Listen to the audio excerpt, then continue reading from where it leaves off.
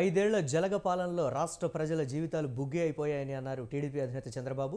పశ్చిమ గోదావరి జిల్లా నర్సాపురం ప్రజాగళం సభలో మాట్లాడుతూ నరేంద్ర మోదీ పాలనలో దేశం ముందుకు పోతూ ఉంటే జగన్ పాలనలో రాష్ట్రం రివర్స్లో వెళ్తోందని విమర్శలు గుప్పించారు. డెల్టా ప్రాంతంలో ఎప్పుడూ రాని సమస్యలు వచ్చాయని, రోజుకు 3 రైతులు ఆత్మహత్యలు చేసుకుంటున్నారని ఆరోపణలు చేశారు. 3 పార్టీల జెండాలు వేరైనా ఎజెండా ఒక్కటేనన్నారు.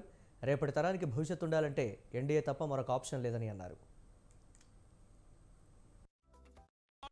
నేను అది ఇచ్చా ఇది ఇచ్చానని బటన్ నొక్కానంటున్నాడు. నువ్వు నొక్కింది ఒట్టొట్టి బటను, అది స్ట్రక్ అయిపోయింది. మా తమ్ముడు చెప్పాడు అది స్ట్రక్ అయిపోయింది. అలాంటి ఒట్టొట్టే బటన్లు నేను నొక్కను.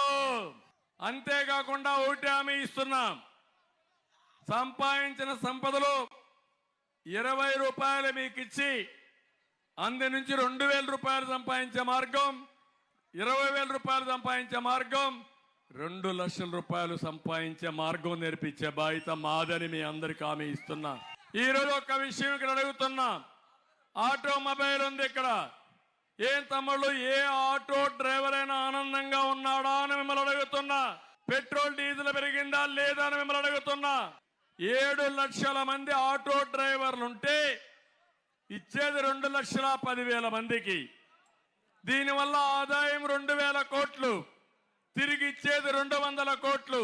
అదే జలగ ప్రభుత్వం.